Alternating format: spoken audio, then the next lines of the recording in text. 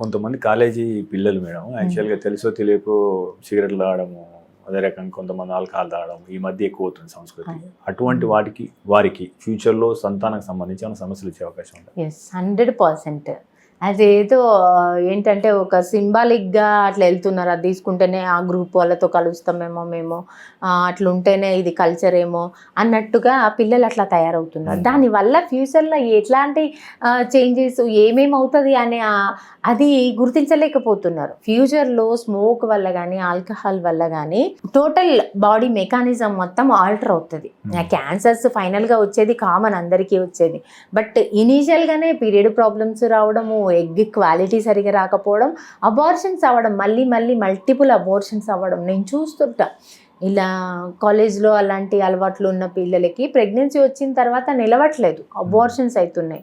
Alcohol addict అవ్వడము, drugs addict అయ్యే పిల్లల్ని కూడా చూస్తున్నాం. సో మన సొసైటీలో కొంత అవేర్నెస్ 100% రావాలి.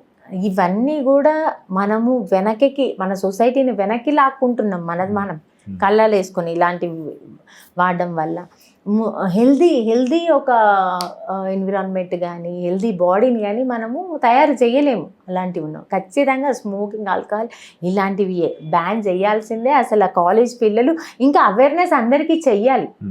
ఆ పిల్లలే కదా దేశంని నిర్మించేదంతా, యంగ్ స్టర్సే కాబట్టి వాళ్ళు 100% అవి మానుకొని దాని గురించి ఈ ఏమి కాంప్లికేషన్స్ ఉన్నాయి అవన్నీ వాళ్ళకు తెలియాలి, తెలుసుకోవాలి. 100% దేర్ ఈజ్ అసలు abortions multiple 6 times 8 times abortions.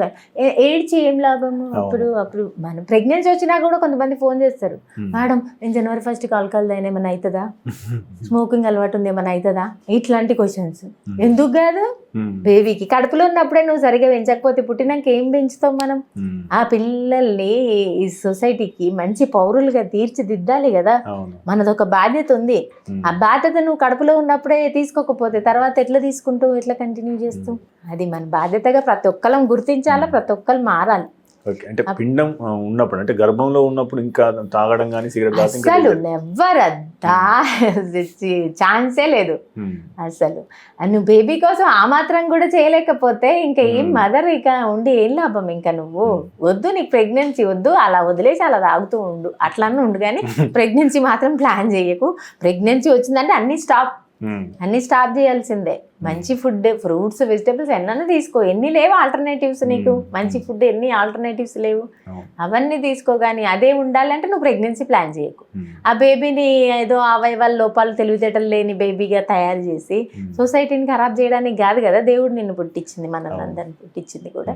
మనం ఒక మంచి సొసైటీని క్రియేట్ చేసి మన బాధ్యత నిర్వర్తించుకోవాలి. మీరు తీసుకునే అదే మందులు, అదే నాణ్యమైన మందులు, కానీ సగం ధరకే.